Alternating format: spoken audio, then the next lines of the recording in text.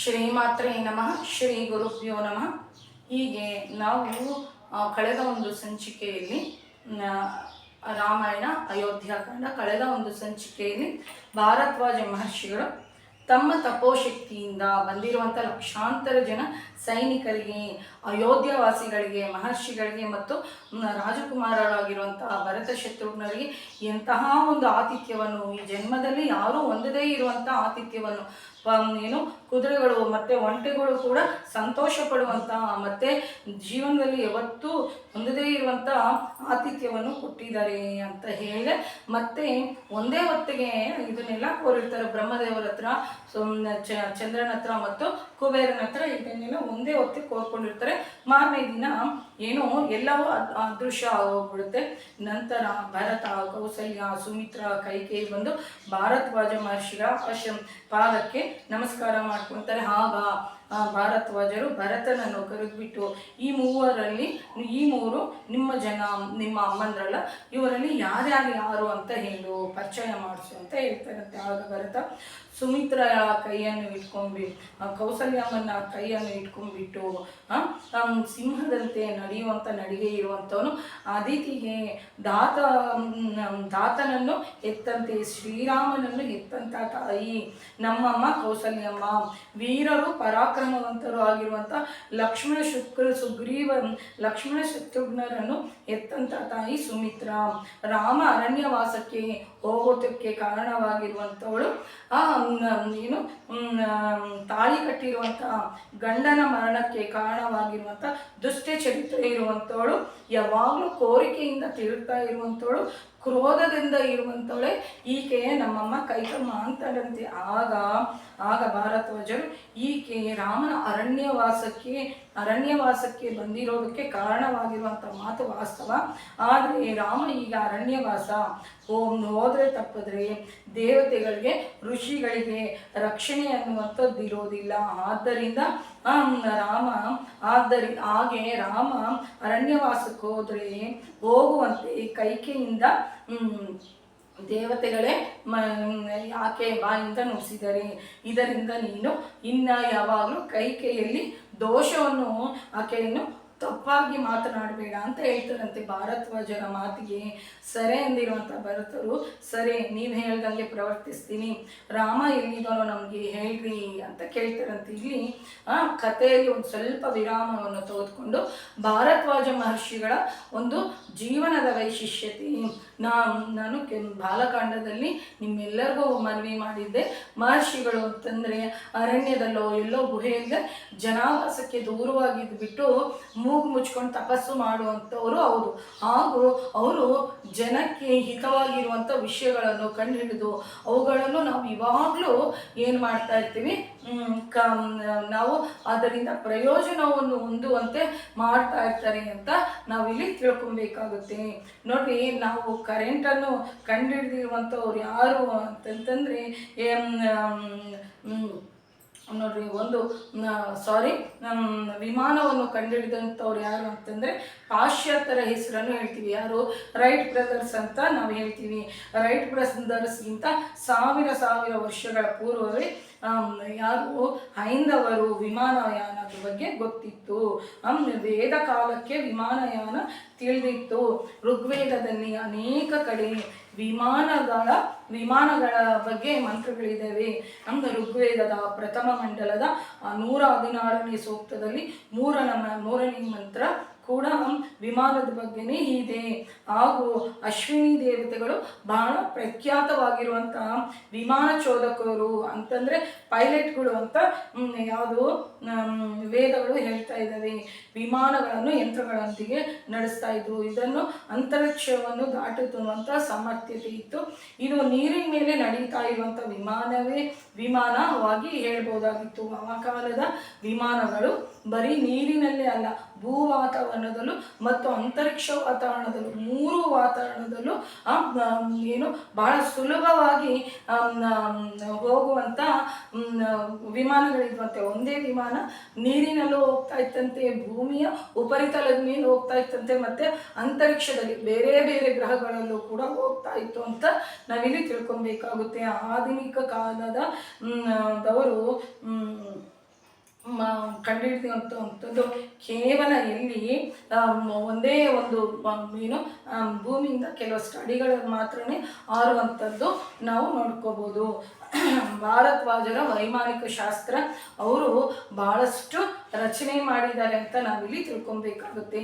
ಭಾರತೀಯ ವೈಮಾನಿಕ ಶಾಸ್ತ್ರದ ಪಿತಾಮಹರು ಭಾರದ್ವಾಜ ಮಹಾಮುನಿಗಳು, ರಾಮಾಯಣದಲ್ಲಿ ಬರುವಂಥ ಭಾರದ್ವಾಜ ಮಹಾಮುನಿಗಳು ಅಂತ ಕೂಡ ನಾವಿಲ್ಲಿ ತಿಳ್ಕೊಬೇಕಾಗುತ್ತೆ.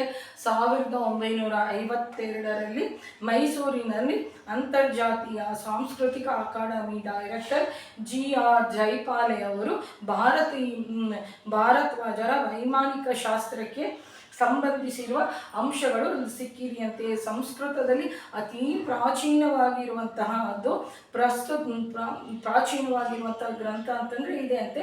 ಪ್ರಸ್ತುತ ಇದು ಬರೋಡಾ ಮಹಾರಾಜರವರ ಗ್ರಂಥಾಲಯದಲ್ಲಿ ನೋಡ್ಬೋದು. ಭಾರದ್ವಾಜರು ವೈಮಾನಿಕ ಶಾಸ್ತ್ರವನ್ನು 8 ಅಧ್ಯಯನಗಳು, 100 ಅಧಿಕ ಕರ್ಣಗಳು, 500 ಸೂತ್ರಗಳು ಮಾತ್ರನೇ ಇದರಲ್ಲಿ ಇದ್ದುವಂತೆ. ಆದರೆ ಇದರಲ್ಲಿ 37 ಸೂತ್ರಗಳು ಮಾತ್ರನೇ ನಮಗೆ ಸಿಕ್ಕಿದೆ. ಉಳಿದಂಥವು ಎಲ್ಲಿ ನಾಶ ಆಗೋಗ್ಬಿಟ್ಟಿದ್ದಾವೋ, ಯಾರು ನಾಶ ಮಾಡಿದಾರೋ, ಯಾರು ಎತ್ಕೊಂಡು ಹೋಗಿದಾರೋ ವಿದೇಶದವರು ನಮಗೆ ಗೊತ್ತಿಲ್ಲ ಅಲ್ವಾ.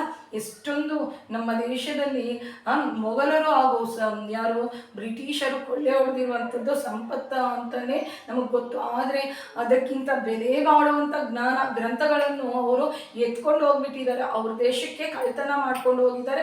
ಮತ್ತೊಂದು ಬೆಂಕಿಗೆ ಆಹುತಿ ಮಾಡಿಬಿಟ್ಟು ಅವನ್ಯಾವನ್ನು ನಮಗೆ ಸಿಗ್ದಂಗೆ ಮಾಡಿಬಿಟ್ಟಿದ್ದಾರೆ.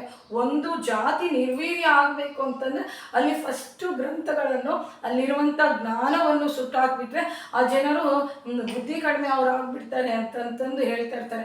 1-2 ವರ್ಷದ ಕೆಳಗೆ ಫ್ರಾನ್ಸಿನಲ್ಲಿ ಏನೋ ಬಹಳಾನೇ ಗಲಾಟೆ ನಡೀತು. ಅಲ್ಲಿ ಫಸ್ಟ್ ಮಾಡಿದ್ದು ಅಲ್ಲಿರುವಂಥ ಲೈಬ್ರರಿಯನ್ನು ಬೆಂಕಿಗೆ ಆಹುತಿ ಮಾಡಿದ್ರು. ಈ ಥರ ಮಾಡಿದ್ರೆ ಅವ್ರಿಗೆ ಏನು ತಿಳುವಳಿಕೆ ಇಲ್ಲದೆಲ್ಲ ಆಗ್ಬಿಡುತ್ತಲ್ವ.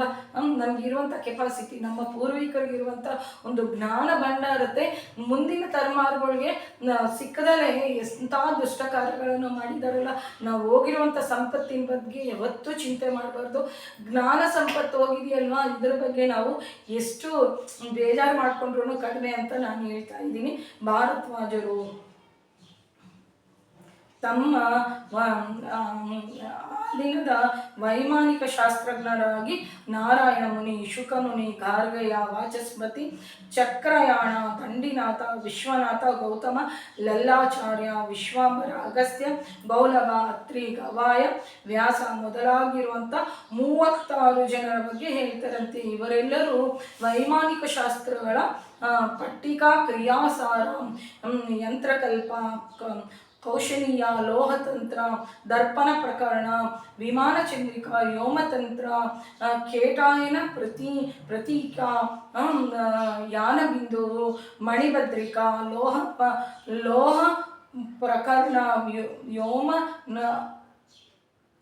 ವ್ಯೋಮನಾರ್ಥ ಪ್ರಕಾಶ, ಶಕ್ತಿತಂತ್ರ, ದರ್ಪಣಶಾಸ್ತ್ರ, ಧಾತು ಸರ್ವಸ್ವ, ಶಬ್ದ ಮಹೋದಾತ, ಗತಿನಿರ್ಣಯಾಧ್ಯಾಯ, ಸಂವಹನ ಕ್ರಿಯಾಕಾಂಡ, ರೂಪಶಾಸ್ತ್ರ ಪ್ರಕರಣ, ಔಷಧಿ ಕಲ್ಪ, ಹೀಗೆ ಮೊದಲಾದ 97 ಗ್ರಂಥಗಳನ್ನು ಕೂಡ ಯಾರು ಭಾರದ್ವಾಜರು ರಚನೆ ಮಾಡಿದರಂತೆ.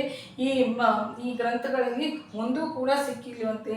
ಇಲ್ಲದೆ ಇದ್ದಿದ್ರೆ ಪ್ರಾಚೀನ ವಿಮಾನ ಚರಿತ್ರೆ ನಮಗೆ ಮತ್ತಷ್ಟು ಲಭಿಸಿದ್ರೆ ನಾವು ತಿರುಗಲ್ದೇ ಇರುವಂಥ ವಿಮಾನಶಾಸ್ತ್ರದಲ್ಲಿ ನಮಗೆ ತಿರುಗಲ್ದೇ ಇರುವಂಥ ಒಂದು ಶಕ್ತಿಯಾಗಿ ನಾವು ಬೆಳೀತಾ ಇದ್ವಿ. ಭಾರದ್ವಾಜರು ತಮ್ಮ ಗ್ರಂಥದಲ್ಲಿ ಅನೇಕ ವಿಮಾನಗಳ ತಯಾರಿಕೆ ಬಗ್ಗೆ ವಿವರಿಸಿದರೆ ಅಗ್ನಿಯಿಂದ ಕೂಡ ನಾಶ ಆಗದೆ ಇರುವಂಥ ವಿಮಾನಗಳನ್ನು ಕೂಡ ತಯಾರು ಮಾಡಿದರೆ. ನೆಲದ ಮೇಲೆ, ನೀರಿನ ಮೇಲೆ, ವಾತಾವರಣದ ಮೇಲೆ, ಅಂತರಿಕ್ಷದಲ್ಲಿ ಹೋಗುವಂತಹ ವಿಮಾನಗಳನ್ನು ಭಾರದ್ವಾಜರು ವಿವರಿಸಿದರೆ. ವಿಮಾನವನ್ನು ನಡೆಸುವಂಥವರು ವಿಮಾನ ಚೋದಕ ಅಂತಾರೆ. ಲಲ್ಲಾಚಾರ್ಯ ವಿಮಾನ ಚೋದಕರಿಗೆ ಲಲ್ಲಾಚಾರ್ಯ ಪ್ರಸಿದ್ಧ. 32 ರಹಸ್ಯಗಳು ತನ್ನ ಗ್ರಂಥ ರಹಸ್ಯ ಲಹರಿಯಲ್ಲಿ ವಿವರಣೆ ಮಾಡಿದರೆ. ಆ ವಿವರಗಳು ಭಾರದ್ವಾಜರು ನಮಗೆ ಸೇರಿಸಿದರೆ ಅವುಗಳ ಹೆಸರು ಮಾಂತ್ರಿಕ, ತಾಂತ್ರಿಕ, ಕೃತಕ, ಗೂಢ, ದೃಶ್ಯ, ಅದೃಶ್ಯ, ಪರೋಹ, ಸಕೋಚ, ವಿಕೃತ, ರೂಪಾಂತರ, ಹೀಗೆ 37 ತರಹದ ಬಗ್ಗೆ ತಿಳಿಸ್ಕೊಡ್ತಿದ್ದಾರೆ. ಆ ದಿನದ ವಿಮಾನಗಳು ಗ್ರಹಾಂತರಯಾನಗಳನ್ನು ಕೂಡ ಮಾಡಬರ್ತಾ ಇತ್ತು ಅಂತ ಹೇಳ್ತಾರೆ. ಇದಕ್ಕಾಗಿ ವಿಮಾನದ ಅದಕ್ಕಾಗಿ ವಾತಾವರಣದ ಕಕ್ಷೆಯನ್ನು ದಾಟಬೇಕಾದ್ರೆ ಚೋದಕ ಅಂದರೆ ಪೈಲಟ್ ಇಂತಹ ಜಾಗ್ರತೆಗಳನ್ನು ತೆಗೆದುಕೊಳ್ಳಬೇಕು ಅಂತ ಯಾರು ಭಾರದ್ವಾಜರು ವಿವರಿಸಿದರೆ. ಗ್ರಹಗಳ ಆಕರ್ಷಣೆಯಿಂದ ವಿಮಾನಗಳನ್ನು ಹೇಗೆ ತಪ್ಪಿಸಬೇಕು ಅಂತ ಕೂಡ ಹೇಳಿದ್ದಾರೆ. ಋತುಗಳು ಅಂತಂದರೆ ಕಾಲ ಬದಲಾದಾಗ ಭೂ ವಾತಾವರಣ ತರತರವಾಗಿ ಮಾರ್ಪಾಟಾಗುತ್ತೆ ಅಲ್ವಾ. ಈ ವಿಮಾನ ಚೋದಕರು ಗಾಳಿಯಲ್ಲಿ ಹಾರಬೇಕಾದ್ರೆ ಆತನಿಗೆ ಆಯಾ ವಾತಾವರಣಕ್ಕೆ ಅನುಕೂಲವಾಗಿರುವಂಥ ಬಟ್ಟೆಗಳನ್ನು ಧರಿಸಬೇಕು ಅಂತ ಸೂಚಿಸಿದರೆ. ಇಂತಹ ಬಟ್ಟೆಗಳನ್ನು ತಯಾರಿಸುವುದರ ಬಗ್ಗೆ ಕೂಡ ತಿಳಿಸಿದ್ದಾರೆ. ಚೋದಕ ಪಾಟಿಸಬೇಕಾಗಿರುವಂಥ ಆಹಾರ ನಿಯಮಗಳನ್ನು ಅಂತಂದರೆ ಪೈಲಟ್ ತಿನ್ನಬೇಕಾಗಿರುವಂಥ ಆಹಾರ ನಿಯಮಗಳನ್ನು. ಇವಾಗ ಸುಲ್ಕಾ ವಿಲಿಯಮ್ಸ್ ಅವರು ಅಂತರಿಕ್ಷಕ್ಕೆ ಹೋಗ್ತಾರೆ, ಅಲ್ಲಿ ಭೂಮಿ ಮೇಲೆ ತಿಂದಂಗೆ ಆಹಾರವನ್ನು ತಿನ್ನೋದಿಲ್ವಲ್ಲ, ನಾವು ನೋಡಿರ್ತೀವಲ್ವ, ಆ ಥರನೇ ಹೀಗೆ ತರತರವಾಗಿರುವಂಥ ವಿಮಾನಗಳ ಬಗ್ಗೆನೂ ಹೇಳ್ತಾರೆ. ಭಾಳ ಕಡೆಯಲ್ಲೂ ತ್ರೇತಾಯುಗದಲ್ಲೂ ವಿಮಾನದ ಬಗ್ಗೆ ಹೇಳಿದ್ದಾರೆ, ದ್ವಾಪರ ಯುಗದಲ್ಲೂ ವಿಮಾನದ ಬಗ್ಗೆ ಹೇಳಿದ್ದಾರೆ, ಮತ್ತು ಕಲಿಯುಗ ಪ್ರಾರಂಭದಲ್ಲೂ ವಿಮಾನದ ಬಗ್ಗೆ ಹೇಳಿದ್ದಾರೆ.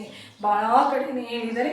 ಈ ವೈಮಾನಿಕ ಶಾಸ್ತ್ರವನ್ನು ಬಳಸ್ಕೊಂಡು ನಾವು ಆಧುನಿಕ ಕಾಲದಲ್ಲಿ ವಿಮಾನದ ನಿರ್ಮಾತರು ಯಾರು ಅಂತಂದರೆ ರೈಟ್ ಬ್ರದರ್ಸ್ ಅಂತ ಹೇಳ್ತೀವಲ್ಲ, ಅಲ್ಲ, ರೈಟ್ ಬ್ರದರ್ಸ್ಗಿಂತ ಮೊದಲೇ 1900 ರೈಟ್ ಬ್ರದರ್ಸು 1903ರಲ್ಲಿ ಡಿಸೆಂಬರ್ 17ರಲ್ಲಿ ವಿಮಾನವನ್ನು ರೂಪಕಲ್ಪನೆ ಮಾಡಿರ್ತಾರೆ. ಆದರೆ ಅದಕ್ಕಿಂತ ಮುಂಚೆನೇ 8 ವರ್ಷದ ಕೆಳಗೆ ಅಂತಂದರೆ 1895ರಲ್ಲಿ ಬಾಂಬೆಯಲ್ಲಿ ಚೌಪಾತಿ ಸಮುದ್ರದ ತೀರದಲ್ಲಿ ಶಿವರಾಮ್ ಬಾಪು ತಲಾಡೆ ಎನ್ನುವಂಥ ಭಾರತೀಯ ಪಂಡಿತ ತಯಾರು ಮಾಡಿರುವ ವಿಮಾನ ಗಾಳಿಯಲ್ಲಿ 1500 ಅಡಿ ಹಾರುವಂಥ ಅವ್ರು ತಯಾರಿಸಿರುವಂಥ ವಿಮಾನ 1500 ಅಡಿ ಮೇಲಕ್ಕೆ ಎದ್ದಾಳ್ತಂತೆ. ಈ ವಿಮಾನವನ್ನು ಆತ ಮರುದ್ರುಬಿ ಅನ್ನುವಂಥ ಹೆಸರನ್ನು ಇಟ್ಟಿದ್ದರಂತೆ. ವೇದದಲ್ಲಿ ಕೊಟ್ಟಿರುವಂಥ ಸೂತ್ರಗಳ ಆಧಾರದ ಮೇಲೆ ಪಾದರಸ, ಸೂರ್ಯರಶ್ಮಿ ಸಹಾಯದಿಂದ ಆತ ಈ ವಿಮಾನವನ್ನು ರೂಪಿಸಿದನೆ. ಬಾಂಬೆ ಆರ್ಟ್ ಆಫ್ ಸೊಸೈಟಿ ಆಧ್ವರ್ಯದಲ್ಲಿ ಟೌನ್ ಹಾಲಿನಲ್ಲಿ ಪ್ರದರ್ಶನಕ್ಕೆ ಇಡ್ತಾರೆ. ತದನಂತರ ಪ್ರಜೆಗಳ ಸಮ್ಮುಖದಲ್ಲಿ ಈ ವಿಮಾನ ಆಕಾಶಯಾನವನ್ನು ಮಾಡಿದೆ. ಈ ವಿಚಿತ್ರವನ್ನು ಆಗಿನ ಬರೋಡಾ ಮಹಾರಾಜರಾಗಿರುವಂಥ ಗೋವಿಂದ ರಾಕಡೆ ಮೊದಲಾಗಿರುವಂಥ ಪ್ರಮುಖರು ಕೂಡ ನೋಡಿದರಂತೆ. ಶಿವರಾಮ್ ಬಾಪುಲೆ ತಲಾಡೆಯವರು ದೊಡ್ಡ ವೇದ ಪಂಡಿತರು. ಆತ ಮರಾಠಿ ಭಾಷೆಯಲ್ಲಿ ಪ್ರಾಚೀನ ವಿಮಾನ ವಿದ್ಯೆ ಶೋಧಕ ಅನ್ನುವಂಥ ಗ್ರಂಥವನ್ನು ಸಹ ಬರೆದಿದ್ದಾರೆ.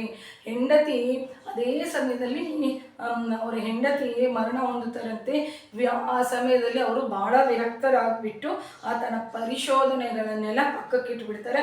ಆತನ ವಾರಸರು, ಆತನ ಮಕ್ಕಳು ಮರುಸ್ತವಿ ವಿಮಾನದ ಎಲ್ಲ ಒಂದು ಪ್ಲ್ಯಾನ್ಗಳನ್ನು ಆಂಗ್ಲೇಯ ಕಂಪನಿಗಳಿಗೆ ಮಾರೋದು ನಡೆದಿಬಿಟ್ಟಿದೆ, ಮಾರಾಟ ಮಾಡಿಬಿಟ್ಟಿದ್ದಾರಂತೆ. ನಮಗೆ ಬಹಳ ಜನಕ್ಕೆ ತಿಳಿದೇ ಇರುವಂಥ ಯಥಾರ್ಥವಾಗಿರುವಂಥ ವಿಮಾನದ ಖಾತೆ. ಮೊತ್ತವಾಗಿ ಏನಾದ್ರೂ ವೇದ ಕಾಲದಿಂದ ವಿಮಾನಗಳು ಇದೆ ಅನ್ನುವಂಥ ವಿಷಯಗಳು ಮಾತ್ರ ಖಚಿತ. ಪುರಾಣಗಳಲ್ಲಿ, ವೇದಗಳಲ್ಲಿ ಇರುವಂಥ ಖಗೋಳ ಭೂಗೋಳ ಸೂತ್ರಗಳು ಯಥಾರ್ಥವಾಗಿ ನಾವು ಇವತ್ತು ನಿರ್ವಹಿಸ್ಬೋದು, ಇದನ್ನು ನೋಡ್ಬೋದು. ಇಂತಹ ವಿಮಾನಯಾನಗಳು ನಿಜವಾಗ್ಲೂ ತಿಳಿದಿರುವಂಥ ನಾವು ಧನ್ಯರು. ಭಾರತೀಯರು ಯಾವುದರಲ್ಲೂ ಅಂತಂದರೆ ಭಾರತೀಯರಂತಂದರೆ ಭಾಳನೇ ನಾವಿಗೆ ಭಾಳ ಒಂದು ಕೀಳ ಭಾವನೆ ಇರುತ್ತೆ. ನಮ್ಮ ಈಗಿನ ಕಾಲದವರು ಪಾಶ್ಚಾತ್ಯರು ಈ ನಡುವೆ ಅಂತಂದರೆ 100-200 ವರ್ಷಗಳ ಕೆಳಗೆ ಅಬ್ಬಾಬ ಅಂದರೆ ಒಂದು 200-250 ವರ್ಷದ ಕೆಳಗೆ ಏನೋ ಒಂದು ಕರೆಂಟ್ ಆಗಿರ್ಬೋದು, ಒಂದು ಪಾದರಸ ಆಗಿರ್ಬೋದು, ಒಂದು ವಿಮಾನ ಆಗಿರ್ಬೋದು ಕಂಡುಹಿಡಿದಿರ್ಬೋದು. ಇದಕ್ಕಿಂತ ಮುಂಚೆನೆ ವೇದ ಕಾಲಗಳಲ್ಲಿ ಇವನ್ನೆಲ್ಲವನ್ನು ಕಂಡುಹಿಡಿದಿದ್ದಾರೆ ಅಂತ ನಾವು ನಮ್ಮ ಸನಾತನವನ್ನು ಆಳವಾಗಿ ಅಧ್ಯಯನ ಮಾಡಿದ್ರೆ ತಿಳ್ಕೊಬಹುದು. ವಿಮಾನಶಾಸ್ತ್ರವನ್ನು ನಮಗೆ ತಿಳಿಸಿರುವಂಥ ಭಾರದ್ವಾಜ ಮಹರ್ಷಿಗಳಿಗೆ ಮತ್ತೊಮ್ಮೆ ಪಾದಪದ್ಮಗಳಿಗೆ ನಮಸ್ಕಾರ ಹಾಕ್ಕೊಂತ ನಾನು ಈ ಸಂಚಿಕೆಯನ್ನು ಮುಗಿಸ್ತಾ ಇದ್ದೀನಿ. ಸದ್ಗುರುನಾಥ್ ಮಹಾರಾಜ್ ಕಿ ಜೈ. ಜೈ ಶ್ರೀರಾಮ್. ನಮ್ಮ ಚಾನಲ್ ಇಷ್ಟ ಆಗಿದ್ರೆ ಸಬ್ಸ್ಕ್ರೈಬ್ ಮಾಡ್ಕೊಳ್ರಿ, ಶೇರ್ ಮಾಡಿ ಹಾಗೂ ಲೈಕ್ ಮಾಡಿ. ಜೈ ಶ್ರೀರಾಮ್.